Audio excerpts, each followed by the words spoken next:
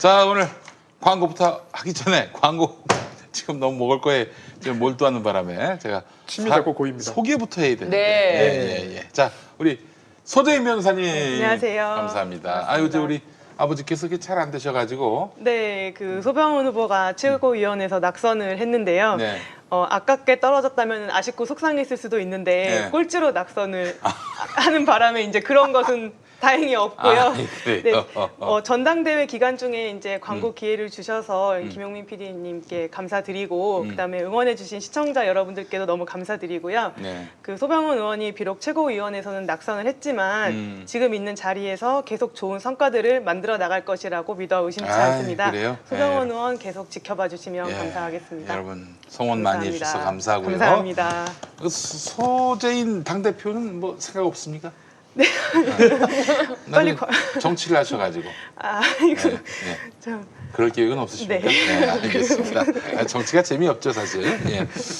알겠습니다. 우리 신유지 변호사님 네, 안녕하세요. 어서 오세요. 반갑습니다. 네. 아유, 더 아름다우셨습니다. 이렇게 감사합니다. 네, 그래요. 아유, 저 신유지 변호사님 때문에 방송 본다는 사람도 많아요. 아 정말요? 네, 그렇습니다. 아우 그렇다면은 정말 감사합니다. 네. 아유, 그래요. 오늘 우리 조회수가 굉장히 좋은 방송이기 때문에 모든 분들이 다 아름다워 보입니다. 네, 감사합니다. 예. 자, 우리 장용진 부장님. 네, 안녕하십니까. 감사합니다. 우리 장 부장님하고 우리 저 김태형 기자님은 또 장용진 TV 방금 녹화 마치고 네. 한번 와서 1타 2피. 네. 아, 그래요. 일석이조의 그런 네. 효과를 네. 노리고 있어요. 예. 아이고. 아이고. 아까보다 좀 재밌고 업그레이드된 한번 연습했으니까. 그런 내용을 예, 기대하겠습니다. 우리 연습했으니까 네. 잘할 거예요, 우리. 네, 알겠습니다. 자, 좋은 내용 기대하고요. 김태형 기자님. 안녕하십니까, 김태현입니다. 네, 그래요. 김태형 기자님 갈수록 잘생겨진다는 얘기가 있습니다. 저 낭설입니다. 카메라 마사지, 카메라 마사지. 아, 그래요. 인기가 요새 많더라고요. 네. 별명이 조금 변하고 있어요. 어떻게? 뭐예요? 아이유 팔뚝이라고. 어디 봤어?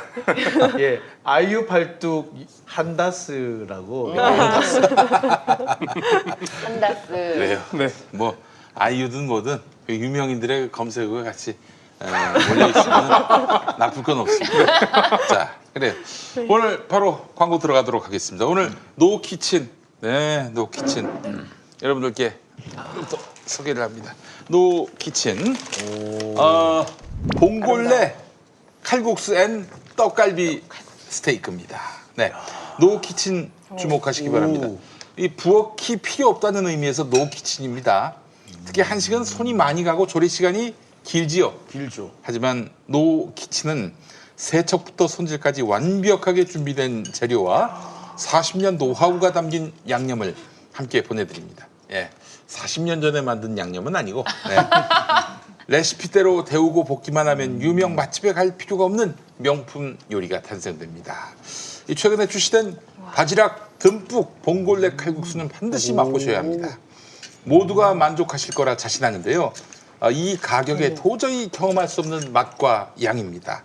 봉골레는요, 조개를 뜻하는 이탈리아어인데 파스타 대신에 우리에게 익숙한 칼국수로 만들었습니다. 면과 국물의 조화가 정말 끝내줍니다. 자, 그리고 또 드실 이 수제 떡갈비 스테이크는 말 그대로 스테이크의 두께만큼이나 푸짐하게 담은 떡갈비입니다. 달콤 짭짤한 떡갈비. 이거 그래서 아이유 떡갈비라고도 할 수가 있어요. 왜냐? 아이유가 평생 먹은 떡갈비. 그 크기입니다. 예. 그래. 농담입니다. 이거 괜히 악플을 부르는 건 아닌지 모르겠어요. 아니야. 이거 평생 먹은 양 정도. 네. 자,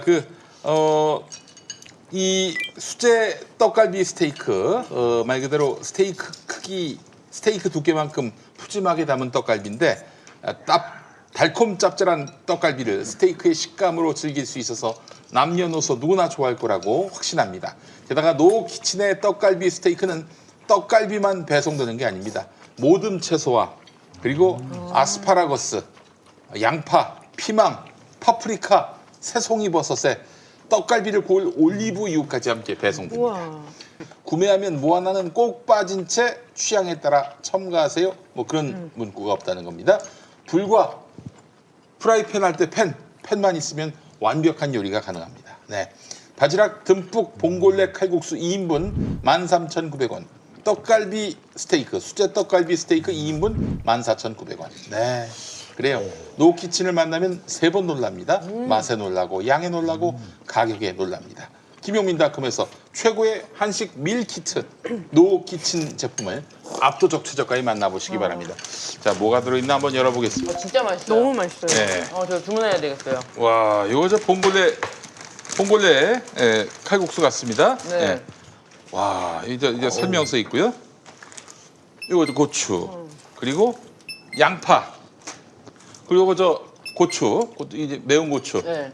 그리고 요건 이제 그 올리- 소스, 네. 소스, 그리고 이건 마늘하고 파, 와. 그리고 칼국수, 그리고 요거는 이제 국물, 국물에다가 요건 이제 육수. 요거 네. 향신료인가요? 네. 네. 그 바질, 파스타에 들어가는 네. 바질. 바질, 예. 아 그래서 예. 이게 칼국수 같으면서도 파스타 같고. 파스타 같기도 하고. 그래서 저 바지락까지, 네. 예, 아유 정말 다 있습니다. 없는 게 없어요. 예. 요거는 그냥 저 매뉴얼대로, 레시피대로 매뉴얼이래. 레시피대로 넣어서 드시면 되겠습니다. 너무 맛있어요. 세상에. 그러니까 이게 뭐 주부님들의 모든 고민, 또 이런 재료, 그리고 양 적절하게 배합을 해야 되지 않겠어요? 이 모든 것들을 다 깔끔하게 해결을 해드립니다. 집에서 만든 손맛 이런 말 참 많이 쓰는데 너무 정말 맛있어요. 집에서 만든 손맛이네요. 자, 진짜 저도 먹어보겠습니다. 아 진짜 맛있다. 제가 냄새부터 사실 너무 맛있죠. 환상이죠.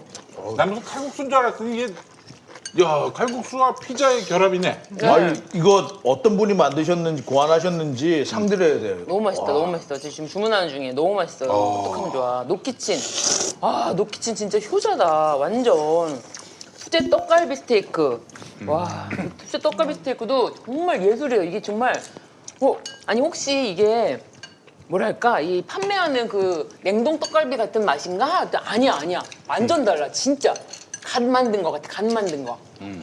둘 다 이게 왜 그냥 저게 이렇게 HMR이라 그랬잖아요. 홈밀 리플레이스먼트 이래가지고 이렇게 요새 가정 간편식을 하면 그게 진짜 집에서 만드는 맛하고 조금 다르잖아요. 근데 이거는 집에서 만드는 것도 훨씬 좋은 것 같아요. 진짜 너무 맛있어요. 이게 저기 정말 옛날에 그 할머니들 부엌에서 만들어지는 그 간 나온 그런 음식 같은 그런 느낌이 듭니다. 진짜 칼국수가 아니라 파스타 같아요. 근데 진짜 몽골 맛있어 파스타. 이거 네. 이거. 면이 엄청 칼국수와 이 쫄깃쫄깃해요. 파스타의 중간 맛이란 게 있을 네. 수 있나 했는데 이거 어떤 분이 이걸 고안했는지 진짜 상 받아야 돼. 표창 줘야 돼. 근데 이 야채가 구성도 알차게 들어있어요. 정말 이 파슬리, 이거 뭐죠? 아스파라거스까지. 어떻게 이렇게 알차게 들어있고. 그러니까요. 정말 이런 거 하나 있으면은 손님 왔을 때, 뭐 손님 올 약속 있다, 주말에. 손님이 요즘에 안 오지, 참 코로나 때문에. 근데 주말에 나가서 외식하기 어렵잖아요. 이렇게 먹으면은 예쁘고 잘 차려놓고 그리고 집에서 딱 사진 찍어가지고 딱 이렇게 인스타 같은 데 올리면은 완전 어디 가서 저렇게 맛있는 걸 먹었냐 감성 돋는 그냥 외식 상차림. 나간 것 같은 그런 느낌이 드네요. 너무 진짜 예술이야. 맛있습니다. 빨리 저는 이거 지금 주문을 만드신 분 하겠습니다. 표창 드려야 되는데 표창이 위험한 거라서 야 국물이 너무 맛있어요. 같이 먹으면 진짜. 그리고 이게 고추가 들어가 있는데 이 고추까지 딱 씹으면 참 매콤함이 와우. 간이 되게 좋아요. 막 짜지도 않고 맞아. 감칠맛이 이게 아까 모든 게 다 들어있으니까. 야, 이게 네. 아까 보니까 올리브 오일까지 다 들어있었는데 올리브 오일이 그 올리브 오일도 굉장히 신선한 올리브 오일이 있거든요. 근데 올리브 향이 확 퍼지더라고요. 아이, 그 올리브 향이 또 있거든요. 근데 그 신선한 이게 버진 올리브 오일을 쓰나 보다. 그래가지고 이게 이렇게 맛이 뭐랄까 아니 이게 올리브 오일이 오래된 거는 좀 맛이 좀 탁해요. 근데 이거는 탁하죠. 완전 예, 예. 이건 완전 약간 뭐라 그러냐, 약간 비릿한 향도 나고요. 이거는 너무 맛있어. 지금 잠깐. 이 바지락이 아주 토실토실합니다. 예. 지난주에 만두에 이어서 저희가 이 시간에 자꾸 먹어서 온 국민이 살찌는 방송이 되는 게 아닌가. 아니 괜찮아요. 우리 시청률 떨어지면 못 먹어요. 괜찮아요. 일주일에 한 번 오늘만 먹기 때문에. 그럼요. 예. 그리고 바지락이 정말 많이 들었어요. 하나, 둘, 셋, 너무 많이 들었어. 넷, 다섯, 여섯, 일곱, 여덟, 아홉, 열, 와 근데 열셋, 진짜 열넷. 어우.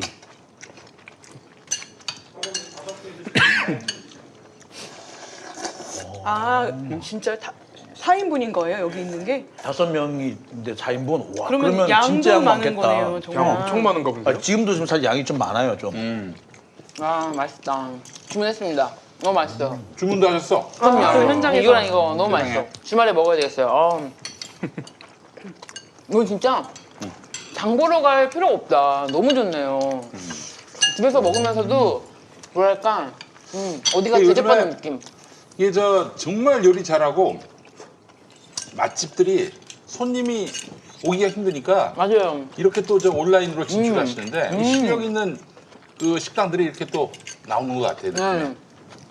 이건 진짜 그래서 아이디어네요. 노 키친이 옛날에 예스 키친이었죠? 응?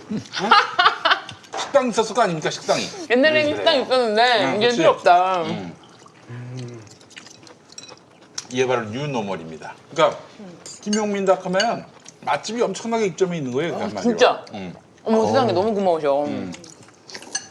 그리고 떡갈비에 지금 모듬 채소가 되게 알차게 구성이 되어 있어서 보니까 새송이버섯까지 들어가 있고 네, 정말 구성이 신경 써서 잘 되어 있네요. 우리 지난주에 광고했던 게 뭐였죠? 만두. 만두. 만두를 제가 주문했잖아요, 진짜로. 네. 그런데 제가 그걸 5개 들은 거를 이렇게 2개를 주문했어요. 네. 우리 아들내미가 다 먹었더라고요.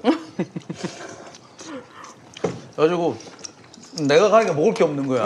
그래서 어떻게 그럴 수 있냐 그랬더니 뭐 한 입에 쏙 다 들어갔던데. 아 근데 이 떡갈비 진짜 맛있지 않아요? 떡갈비도 맛있네. 오, 제 아내가 너무 우리 아들을 추궁을 많이 해가지고 아들의 그 거짓말 기술도 굉장히 진화하고 있습니다. 네. 어떻게 해요? 어? 어떻게? 자, 이 친구도 냉장고에서 하나둘씩 빼먹어. 없어. 먹을 사람이 우리 아들밖에 없는데. 그러니까 그래서 처음에는 뭐 조금밖에 안 먹었다느니 근데 아빠한테 또 전가를 하는 이런. 아빠가 먹었을 거라는. 난 모르겠다.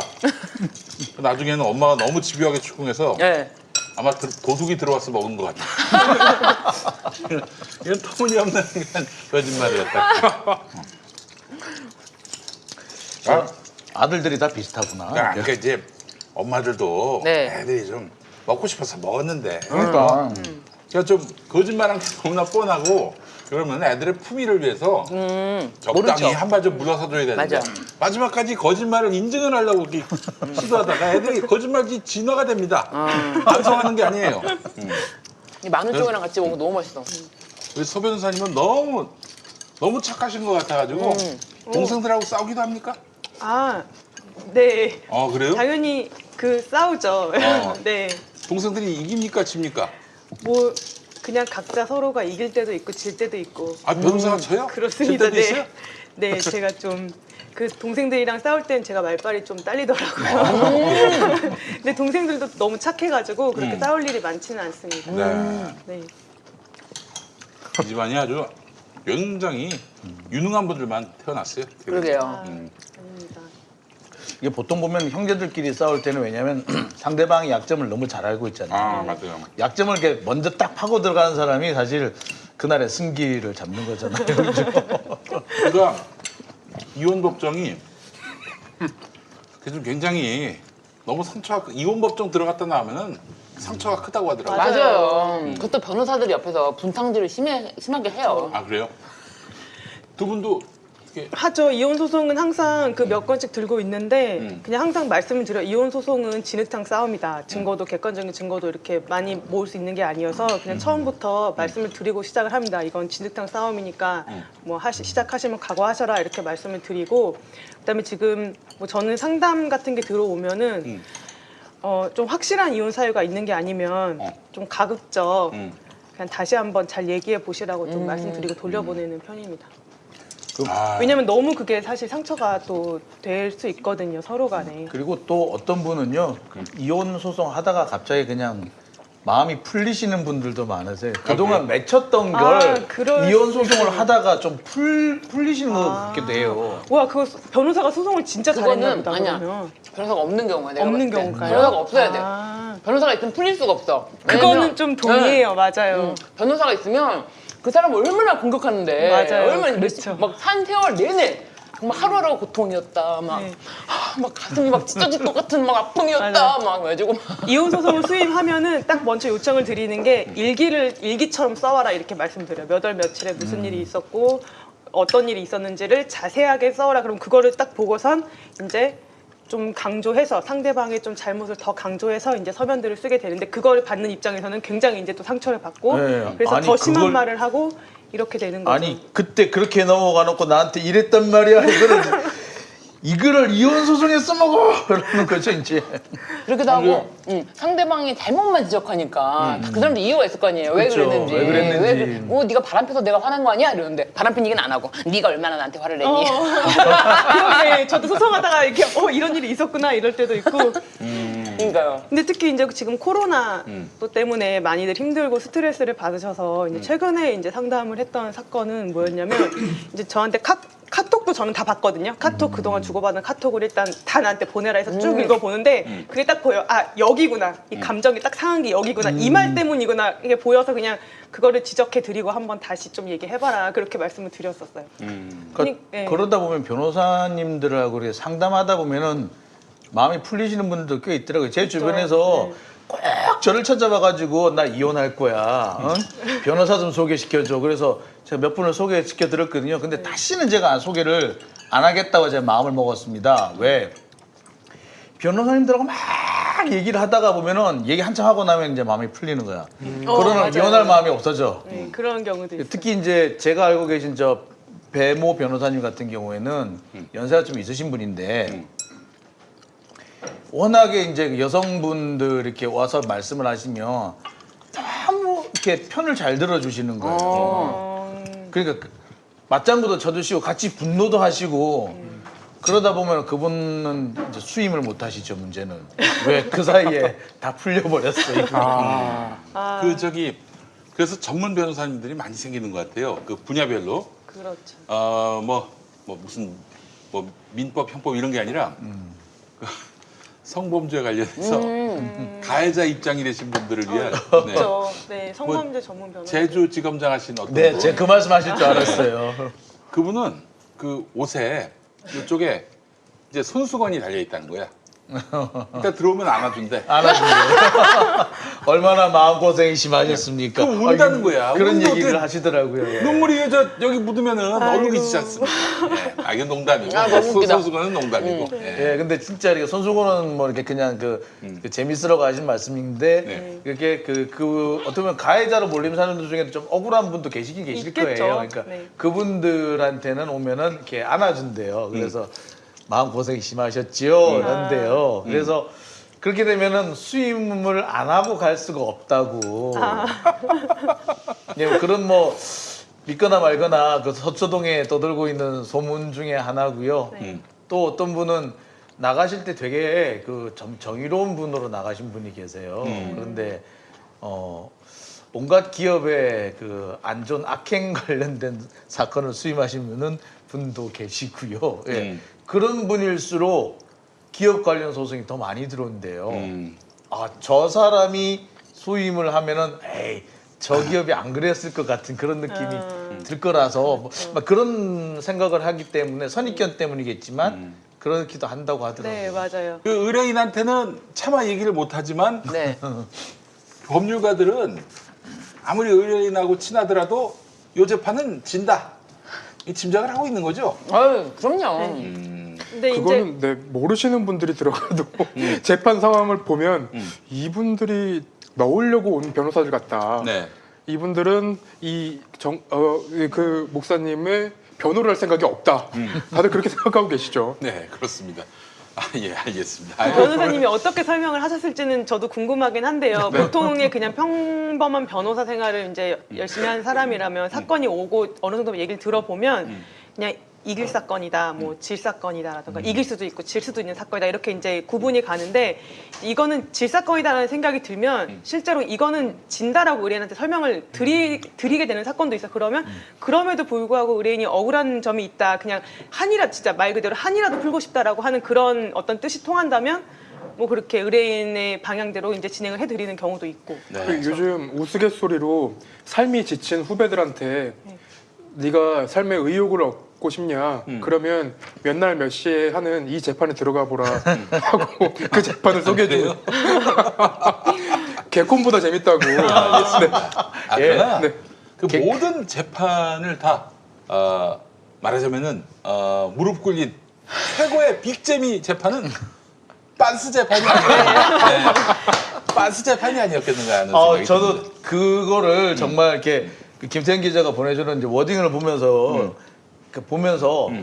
이 재판은 내가 들어갔어야 되는데 정말 재밌었겠다. 예, 아유 감사합니다. 인공지능 로봇이 사람의 일자리를 대신할 것이라는 예측이 나오고 있습니다. 와, 이런 미래에 사람은 도대체 어떻게 되는 거야? 경기도는 생각합니다. 세상이 바뀌어도 사람은 먹고, 자고, 일하고, 놀고, 사람답게 살아야죠. 이것이 기본소득이 필요한 이유. 기술이 앞서간다고 사람이 잊혀지면 안 되니까. 사람을 사람답게. 기본소득. 자 바로 가도록 하겠습니다. 저 어디 재판 얘기부터 해볼까요? 재판 얘기 오늘 있었던 재판이잖아요. 조국 장관, 네. 정경심 교수. 정경심 교수 재판. 오늘 이제 조국 전 장관이 정경심 교수의 재판 이제 27차 재판이죠. 재판에 증인으로 출석을 했습니다. 그 재판 시작부터 사실은 증언 거부권 얘기가 나왔어요. 원래는 이전 재판에서도 변호인이 이제 재판 효율성이나 그런 것 때문에 굳이 조국 전 장관을 부를 필요가 있냐. 어쨌든 나와서 증언을 거부할 텐데라는 얘기를 했었는데 저번 재판에서 이제 검찰이 출석과 그리고 증언 거부는 별개다라고 얘기를 하고 이번 재판에 불렀거든요. 근데 오늘 재판에서 이제 조국 전 장관이 303번 정도를 증언을 거부를 했습니다. 형사소송법 148조에 따라서 나는 증언을 거부한다라는 건데 왜 거부하셨을까? 그러니까 자신의 재판에 연관된 내용들이 대부분이었고요. 왜냐하면 검찰은 여태까지 조국 전 장관을 불러다 놓고 유의미한 증언을 얻지 못했었어요. 그래서 이번에 재판을 불러다 놓고 조국 전 장관의 재판에서 이걸 써먹으려고 했던 것 같은데 그게 오늘 실패를 한 겁니다. 그러니까 이게 형사소송법 제 148조가 뭐냐면은 근친자의 형사 책임과 증언 거부라는 제목인데요. 누구든지 자기나 자신의 친족 또는 친족 관계에 있었던 자의 형사소추 혹은 공소 제기, 유죄 판결과 관련 있는 증언은 거부할 수 있다라고 돼 있어요. 법대로 했네. 맞습니다. 법대로 네. 근데 지난 재판에서는 이제 그 증언 거부와 그리고 출석은 별개다라고 얘기를 했는데 오늘 나오니까 이제 검찰이 다른 얘기를 하는 거죠. 실체적 진실을 밝힌다고 법원의 시간에서 밝힌다고 얘기를 해놓고 왜 대답 안 하냐라는 식의 주장을 하면서 사실은 보도는 그쪽 방향으로 나왔죠. 그거는 아니죠. 법원의 시간에서 밝힌다는 거는 조국 전 장관 자신 본인의 재판에서 그렇지, 밝힌다는 자기 것이지 재판에서. 다른 타인의 재판에 가서 증인으로 증언을 할 때는 당연히 증언 거부권을 행사할 수 있는 것이고요. 네, 좀 맞지 않는 야, 말이죠. 형법학자 앞에서 대한민국 대표 형법학자 앞에서 법을 논하냐? 그러니까 이제 이거는 뭐냐면은 검찰이 법리와는 상관없이 이걸 가지고 언론 플레이를 하려고 했다 이렇게밖에 볼 수 없는 거죠. 그래서 봐라, 조국이 떳떳하면은 왜 증언을 못하냐, 왜 진술을 못하냐, 검찰에서 진술 못한 건 둘째치고 왜 법정에 나와서도 진술 못하냐, 자 조국은 거짓말장이야 라고 몰아가려고 하지 않았느냐. 내일 아침 신문도 그렇게 나오겠구만. 네, 이미 그렇게 벌써 나오고 그렇게 나오기 있어요. 시작했어요. 네. 근데 재판부가 말하는 것도 약간 역발상이었어요. 왜냐하면 이게 이제 재판에서 유도신문 관련한 내용도 나왔었거든요. 그러니까 유도신문을 하지 말라고 변호인 측에서 여러 번 이의 제기를 했는데 재판부는 이 최고의 형법학자가 나왔는데 그 이분이 유도신문에 넘어갈 리가 없다. 그냥 진행해라. 이런 식으로. 우리가 지난주에 얘기했던 그 문제적 판사. 예, 맞습니다. 그러면서 또 한마디를 더 덧붙이죠. 어쨌거나 지금 현재 증언 거부하고 계시잖아요. 유도신문 하면 뭐 어때? 이런 얘기까지 나와요. 야, 그거는 조금 이 재판장 이상하네. 조금 검찰 측 이상해요. 주장 아니었나요? 검찰 측에서 유도신문 이거 괜찮다 이런 거 괜찮다라고 했던 거 아닌가요? 재판장이 얘기한 겁니다.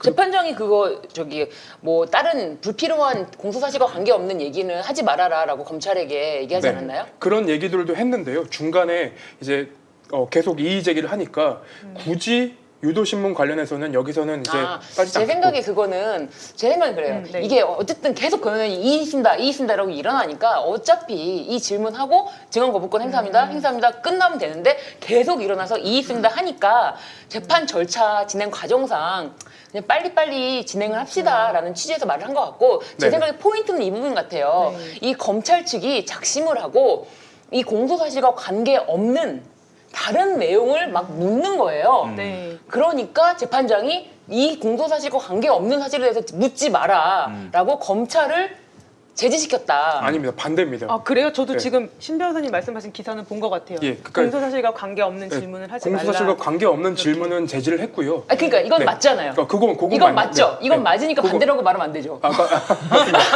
또 이제 시작 두고 시작. 그건 맞는데 네. 그건 맞는데 어떤 부분에서 얘기를 했냐면 그 이의 제기는 2번 정도가 나왔어요. 근데 이제 계속 검찰 쪽에서는 이게 공소사실과 간접적인 관련이 있다라는 얘기를 계속한 거고 변호인 쪽에서는 이거는 간접적인 관련도 없다라고 얘기가 계속 부딪혔죠. 근데 재판장은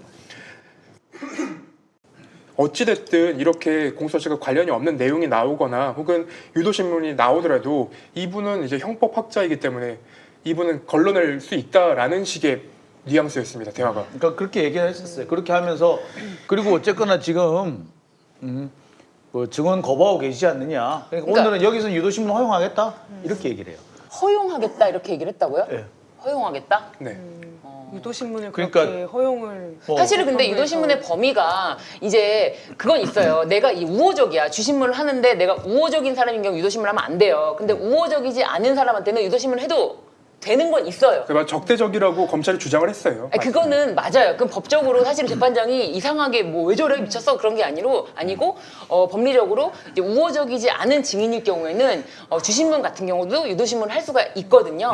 그러니까 그리고 그 유도신문을 통해서 지금 여기서 시시비가가 가려진다거나 그것으로 인해서 어떤 유도신문에 걸려서 진술을 하는 것이 아니고 어차피 지금 재판 진행 과정상 이거는 이제 증언 거부가 되니까 재판 진행 절차를 저는 얘기한 거 아닌가. 그래서 근데 그 문제는 이 검찰이 아예 그러니까 거의 6시간 동안 계속해서 질문만 퍼부어요. 답을 안 하는데. 그러니까 6시간 동안 질문할 것만 준비해 온 거예요. 엄청나게 양이 많았던 거죠. 거기에는 오만 내용들이 다 들어있어요. 심지어는 뭐냐면은 이 조범동 씨가 그 쇠고기를 드시라고 이렇게 이제 그 정경심 교수 측에 이렇게 그 선물을 보냈던 모양이에요. 그래서 그걸 나눠 먹자 얘기를 하는데 그걸 이제 조국 장관이 그 얘기를 듣다가 좀 잘못 알아들었던 모양이에요. 그래서 조범동 씨한테 쇠고기를 나눠준다 뭐 이렇게 들었던 모양이에요. 그러니까 그 집에 왜 쇠고기를 보내? 라는 얘기를 했대요. 그거 기억나세요? 라고 검찰이 물어요.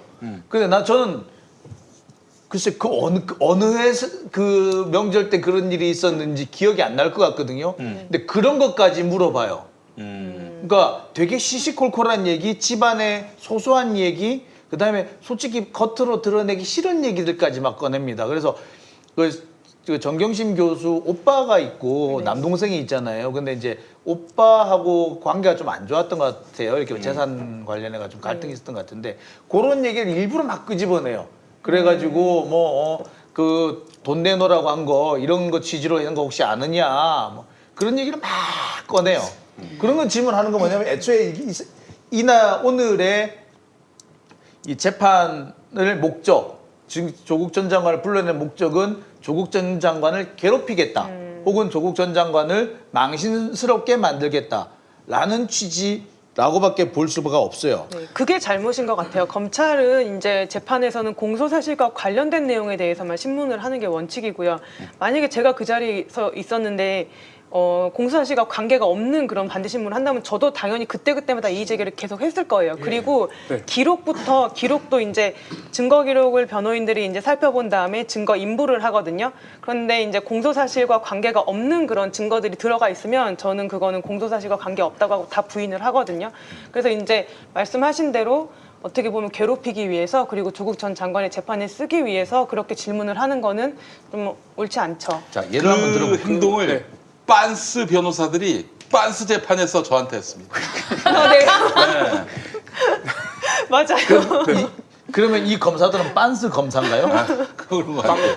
근데 아까 요 내용을 제가 그 재판부가 얘기했던 워딩을 조금 더 살펴보면 유래요. 그러니까 형사소송 규칙 75조에 나오거든요. 그 이제 유도신문 관련한 게 보면은 현 상황은 알다시피 증인이 형소법, 형법 전문가고 증언 거부권을 행사하고 있기 때문에 혹시 다음 질문에 유도 질문이 있어도 크게 영향을 안 받을 것 같다.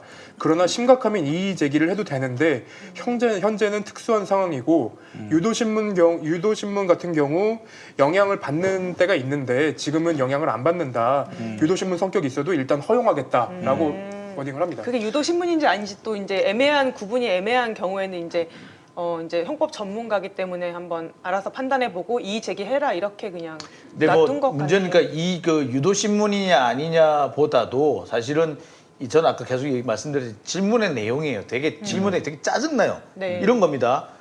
저는 그 질문의 내용이 사실은 제가 아까도 이제 재판부가 심지어 직접 검찰에게 그런 질문 하지 마라. 너무 관련이 없지 않느냐라고 한 내용이 있는데 그 내용 아시잖아요.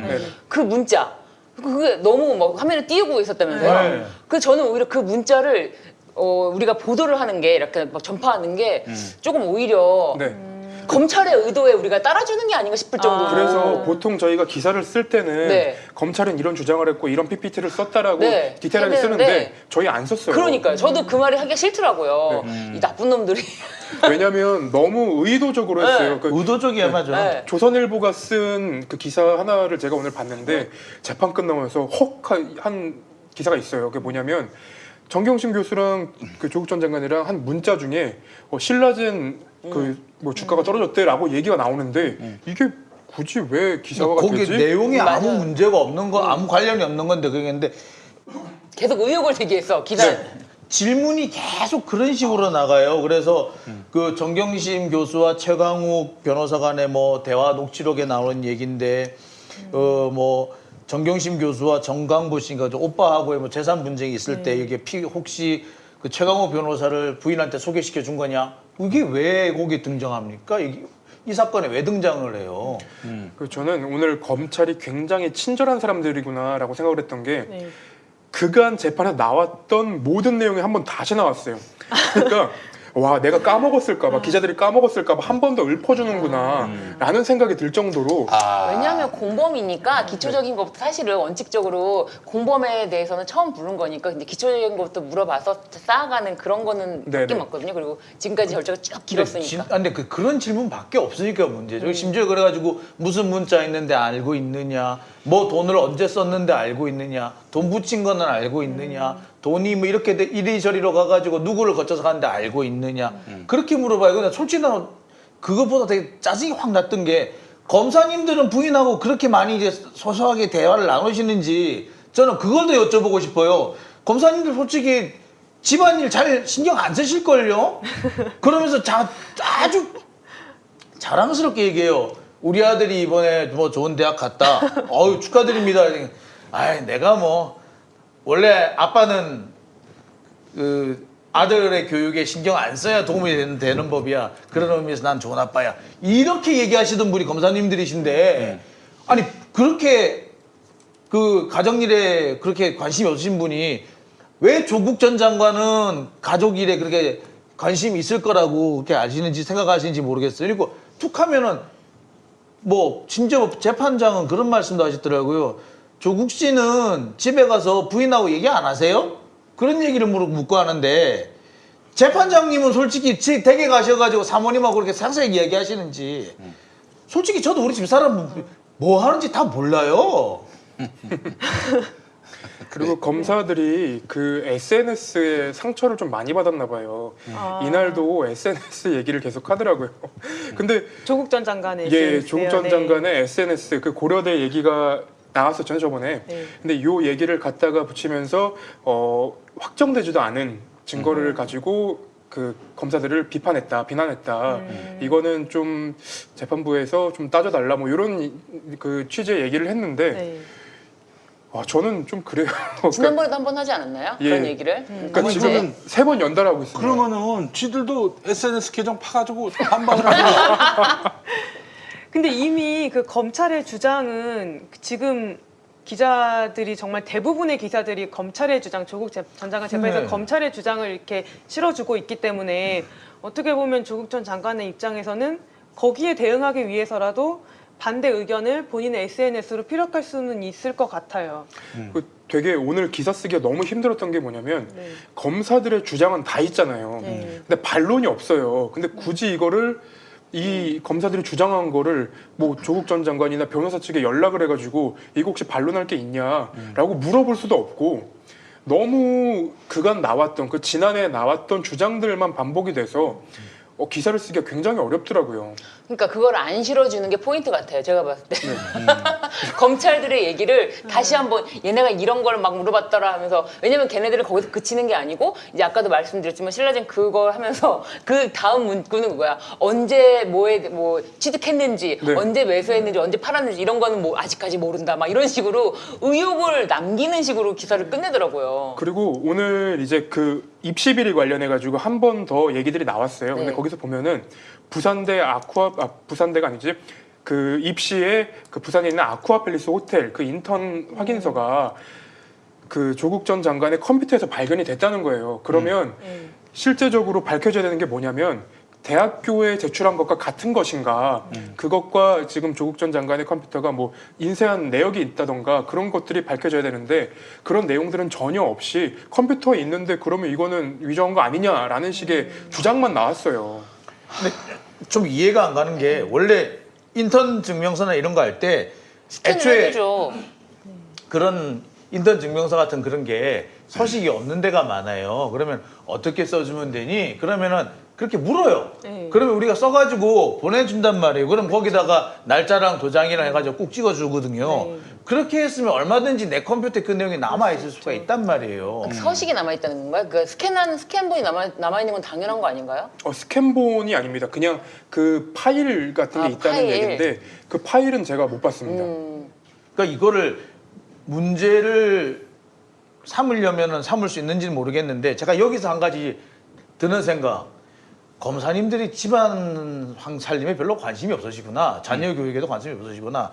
자녀 교육에 조금만 관심이 있었으면은 아 이게 어떻게 해서 거기에 들어가 있겠구나를 모를 수가 없어요. 그러니까 본인들은 아마 분명히 뒤지면은 그대께도 그런 게 한두 개씩 나올 거야 아마. 본인들은 집안이 어떻게 돌아가는지 모르면서 왜 조국은 다 알고 있을 거라고 네. 왜 모르는 거 가지고 이렇게 닥달하는지 모르겠어요. 이 재판에 항상 들어가 보면은 채널A 재판과 이동재 전 기자 재판과 네. 이게 너무 비교가 돼요. 보면은 이동재 기자 같은 경우에는 검찰이 얘기하는 걸 하나도 안 담아줘요. 맞아요. 그리고 네. 지금 그 녹취록과 한동훈 검사와 이제 대화를 나눈 내용들이 공개됐는데 그건 죄가 되지 않는다라고 얘기를 하면서 여기서는 컴퓨터에 저장이 돼 있는 거 하나만도 엄청난 범죄고 그거는 뭐 증명할 수 있는 증거다. 그리고 검사들의 얘기만 담아줘요. 이거는 볼 때마다 저는 조금 의도를 갖고 쓰는 게 아닌가라는 생각이 들 정도로 좀 큰 차이가 보여집니다. 그리고 당장 이동재 기자의 그 컴퓨터 그거를 위법 수집 증거라고 돌려주는 걸 보세요. 그렇게 따지면 정경심 교수의 컴퓨터 당연히 돌려줘야지. 그 이게 무슨 조교의 강사실에서 그 앞서 정경심 컴퓨터. 교수님 컴퓨터 관련해서는 한 가지 더 얘기할 게 있는데 컴퓨터랑 하드를 막 다 숨겨가지고 거의 그 압수가 안 된 걸로 많이 알려졌어요. 네. 근데 검찰이 확보한 거 지금 12대입니다. 그러면 그 보통 일반인이 갖고 있을 수 있는 컴퓨터 전부 다를 가져간 거예요. 네. 그러니까 12대면은 옛날에 쓰던 것까지 다 갖고 왔다는 거거든요. 옛날에 쓰던 거 그다음에 뭐 혹시라지 몰라가지고 어디나 처박아 뒀던 것까지 다 긁어 와가지고 아마 요즘 보통 이제 가족들마다 하나씩 있는 경우가 있는데 가족들 컴퓨터까지 다 박박 긁어 왔다는 거예요. 그렇게 긁어 왔는데 뭐가 증거가 없어졌다고 하는지 사실 그 이해가 안 돼요. 거기에다가 그런데 지금도 검찰이 계속 주장하고 있는 게 정경심 교수의 노트북 얘기를 계속하고 있잖아요. 있지도 않는 노트북. 천수경이 들어있었다는 그 노트북. 그걸 내놓으라고 하는데 지금도 보면 이거는 이런 식으로 하면은 한동훈 검사의 핸드폰을 왜 다 확보 안 하는지 난 그게 더 의심스러워요. 그쵸. 노트북 가방 속에 노트북이 당연히 있다라고 무조건 확신을 하는 검사들은 진짜 그 있잖아요. 전기 벽난로도 있잖아요. 전기 벽난로에 나무를 때 그러니까 노트북 가방이 있었으니까 노트북 있지 않냐? 노트북 있지 않냐? 계속 처음부터 그렇게 기사를 내보냈고 네.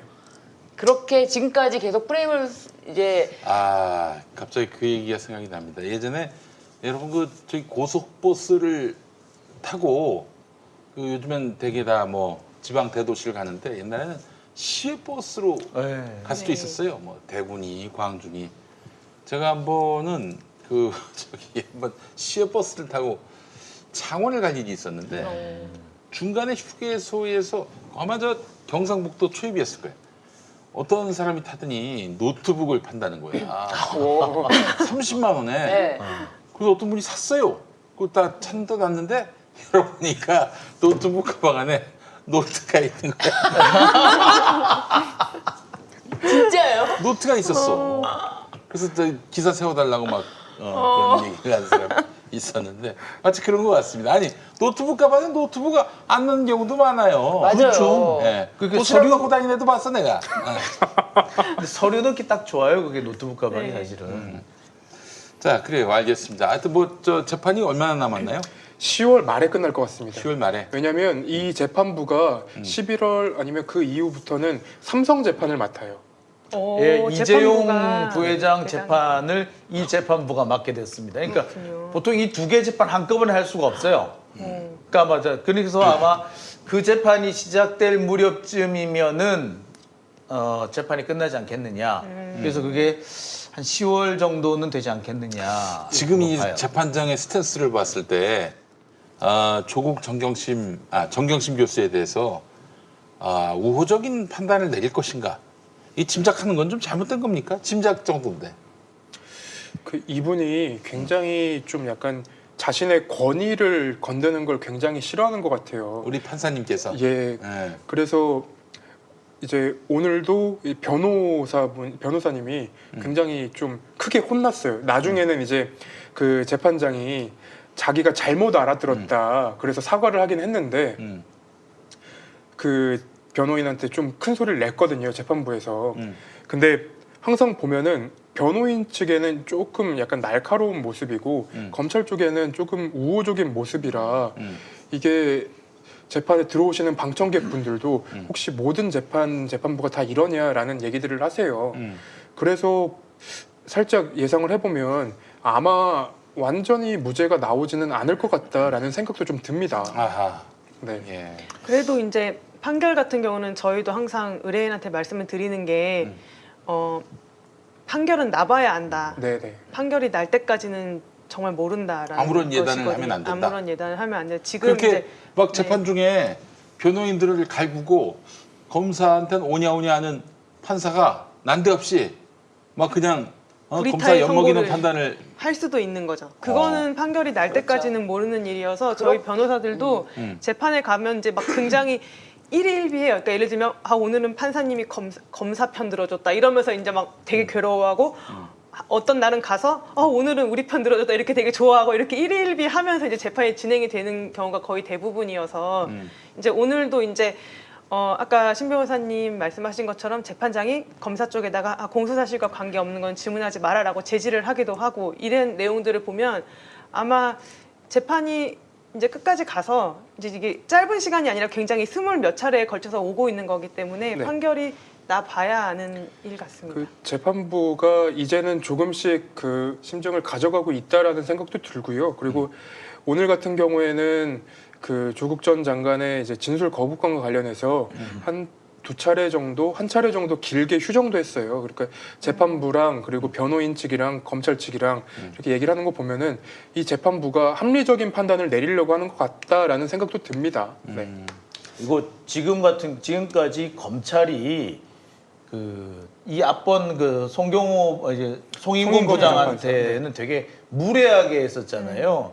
그러니까 사실 그 당시 송인곤 부장 판사가 했던 거 보면은 오히려 합리적인 얘기들이었거든요. 근데 네. 합리적인 판단에도 그렇게 덤벼들면서 언론 플레이를 하는 그런 걸 보면은 그런 거를 피하고 재판을 원활하게 이끌기 위해서는 네. 약간 그 검찰 편을 들어주는 것처럼 할 수밖에 없지 않을까. 그럴 수도 있어요. 예. 그래서 결론은 나봐야 알지 않겠느냐라는 생각을 들면서도 또 실제로 정경심 재판부 앞선 재판부는 그 검찰에 대해서 조목조목 따지다가 검사가 아주 대놓고 그냥 그러니까요. 들이받았잖아요. 그때 엄청 검찰이 들이받고 소리 지르고 막 와서 거의 무슨 난동을 피우듯이 법정에서. 법세련은 그 판사 저기 고발했죠, 고소고발하고 직권남용으로. 그랬어요. 그런데 만약에 여기서 재판부가 좀 세게 나가서 예를 들면 솔직히 이제 모르겠어요. 제가 이제 보기에는 저는 외부에서만 보고 하니까 이제 어떻게 보면은 재판부가 검찰에 대해서 조금만 지적하면 검찰들이 또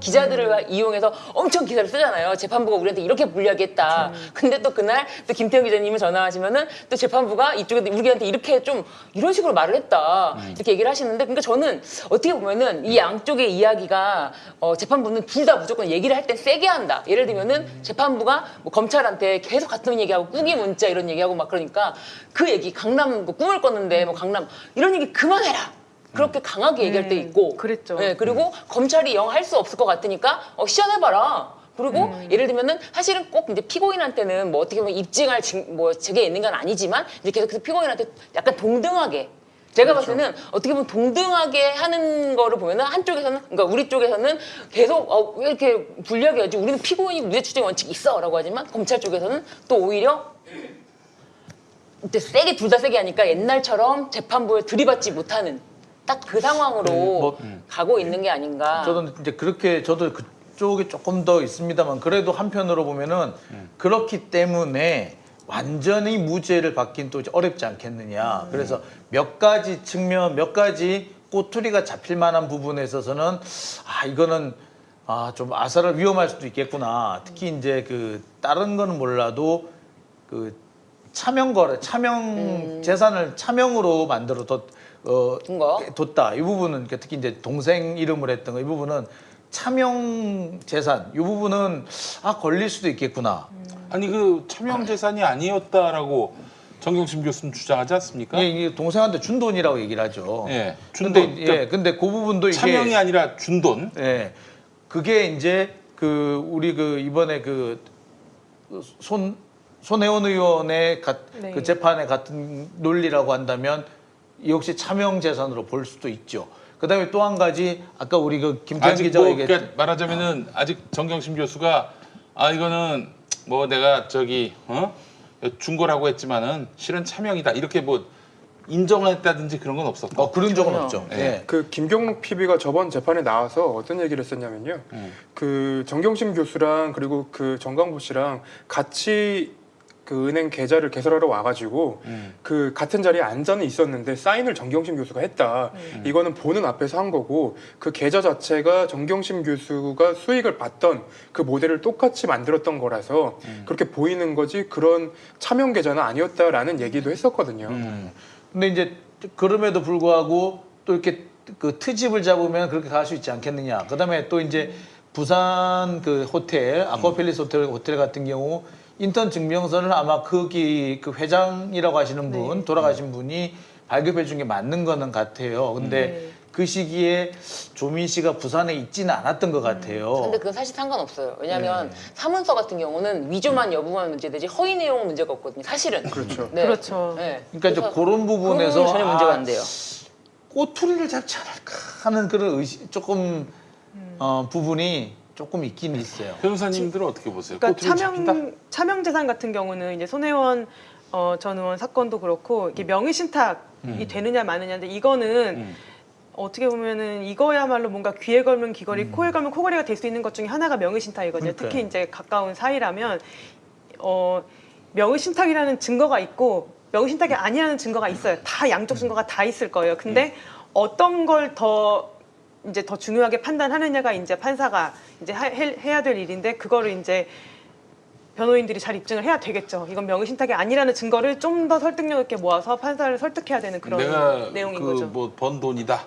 근데 아니 이거는 손혜원 의원과는 많이 다른 게 일단 손혜원 의원은 그 이제 명의신탁을 받았다는 그 조카가 당시에 이 계약에 참여하지 않았다. 그렇죠. 군대에 군대에 있었다. 있었거든요. 그런 것 때문에 재판부가 그렇게 봤던 거고 또 무엇보다 초반에 언론 플레이 할 때 그 동생 그러니까 조카의 아버지죠. 그 아버지가 이거 명의신탁이 맞다. 그리고 명의신탁이라는 건 보통 수탁자가 밝히거든요. 이거 내 돈 아닙니다. 이게 저 사람 돈이에요. 저 사람이 이거 나한테 빌려달라고 해서 해준 건 나 이름만 빌려준 거예요.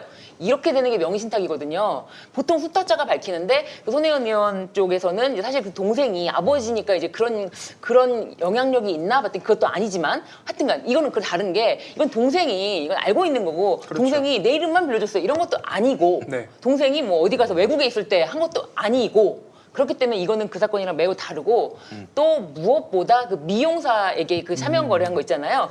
그 부분에 대해서는 저는 그 부분이 굉장히 위법 소집 증거 그 부분이 추정이 맞습니다. 예측이 되는데 예, 위수증. 예, 미용사가 그 검찰에 처음 출석했을 때 이미 검찰이 모든 계좌를 알고 있었던 거예요. 다 알고 계속 물어봐. 그 이상하다. 오늘 처음 이렇게 와갖고 오늘 처음 들어갔는데 오늘 처음 동의서를 써줬는데 내 계좌 정보에 대해서 열람 동의서를 써줬는데 어떻게 다 알고 있지? 그렇기 때문에 그때 나왔던 질문 뭐 진술이라든지 이런 건 전부 다 쓸 수가 없다. 그렇게 봐서 오히려 차명 쪽은 오히려 괜찮지 않나. 그 재판부에서도 이제 선고할 때쯤에 네. 그 뭐 위법 수집 증거를 판단하겠다고 얘기를 계속하고 있고요. 네. 그리고 정강보 씨 같은 경우에는 그 김경록 PB가 그 계좌랑 이런 걸 관리를 했었는데 그 당시에 김경록 PB가 돈을 투자하거나 할 때 정경심 교수한테 물어본 게 아니라 정강보 씨한테 직접 전화를 해서 네. 이거 혹시 여기 투자해도 괜찮을까요? 라는 질문을 계속했다고 합니다. 네. 그 부분에서 정강보 씨가 좋다고 할 땐 투자를 하고 네. 싫다고 하면 투자를 안 하는 경우들도 있어서 그러니까. 그러면은 정강보 네. 씨의 재산이라고 볼 가능성이 더 높아지는 높아지네. 그런 그렇죠. 증거인 거죠. 근데 네네. 알겠습니다. 그럼 현재까지 드러난 바로 보자면 오늘까지 봤을 때 다 한번 예측을 좀 해주시죠. 자, 정경심. 일부 유죄, 전부 유죄, 혹은 뭐 일부 무죄, 전부 무죄. 소 변호사님, 네. 한번 좀 예측을. 지금까지 스코어. 지금 저는 근데 사실 지금 재판부가 했던 말 중에 제일 걸리는 말이 있어요. 지난 시간에 말씀을 해주신 건데 증인에게 증인이 증언을 하고 있는데 물타기 하지 마라 라고 했다는 거는 굉장히 부적절한 발언을 했다고 보이고요. 저는 그냥 일부 유죄, 일부 무죄라고 그렇게 나올 가능성이 있지 않나. 그런 어떤 태도, 심증들을 보면요. 네, 신 변호사님. 저는 지금까지 모든 이제 사건 뭐 증거 이런 거를 하나하나 다 봤을 때 정상적으로 봤으면 이것에 대해서 어떤 유죄를 입증할 만한 유효한 증거가 아직 없었다. 네. 없었다라고 보여져서 사실 뭐 도덕적으로 뭔가 문제가 되고 어쩌고저쩌고 이런 다 떠나서 범죄가 될 정도의 어떤 문제가 없었던 거로 저는 증거만 판단했을 때 그렇게 보여져요. 그러면 무죄. 무죄, 네. 올 무죄. 네네. 네. 자, 장 부장님. 뭔가 꼬투리를 잡아서 벌금형 정도가 나오지 않을까. 네. 알겠습니다. 자, 네. 저는 재판에서 보여지는 것만으로 딱 봤을 때 저는 전부 무죄가 나올 거라고 예상이 됩니다. 왜냐하면 특히 봐야 되는 부분이 지난해 9월 6일에 표창장으로 백지 기소가 됐잖아요. 표창장만큼은 이게 유죄가 나와야 되는데 검찰의 입장에서 근데 이 부분이 무죄가 나올 것 같아요. 왜냐하면 검찰이 시연을 하겠다고 얘기는 했는데 네. 그 시연을 컴퓨터에 완성본이 있고 네. 이 완성본을 만드는 과정을 시연하겠다는 거예요. 이거를 실제로 표창장을 뽑아보면 이거는 안 나오거든요. 저희가 그 똑같은 양식으로 뽑아보고 실험도 해보고 2번이나 이제 단독 기사를 썼었는데 아마 이 부분부터 시작한다면 재판부에서도 나중에 선고를 할 때 그래서 처음 이게 정치적 기소라고 다들 생각을 하고 있기 때문에 이게 어디서부터 문제였는지 다시 파악을 하지 않을까. 네. 네, 그런 생각이 듭니다. 네. 아, 그래. 난 올 무죄가 나와야 사실은 그게 조국 장관의 맞아요. 사실은 그게 명예도 맞는 건데. 회복되고 그럴 수 있을 것 같은데 조국 장관은 내가 봤을 땐 퍼펙트한 무죄로 나올 네, 것 같아요. 그럴 것 워낙에 같습니다. 뭐 저기 구속영장 네. 칠 때부터 한편의 코미디였으니까. 네, 언론들은 일부 무죄가 나와도 뭐 진짜 그냥 우리가 맞았다 이런 식으로 나올 게 분명하거든. 아니 오늘도 조국 흑서 쓴 사람들 있잖아요. 네. 그 사람들이 그 사람들을 말을 왜 기사화시키는지 모르겠는데 조국 전 장관이 증언 거부권 얘기하는 걸 가지고 그 사람들 얘기를 빌어서 뭐 법꾸라지다 이런 얘기들을 하고 있더라고요. 그러니까 이제 그 사람들은 지금 자신의 명예가 걸린 문제야. 조국 가족이 저 일부라도 무죄가 나와야 될 판이에요 지금.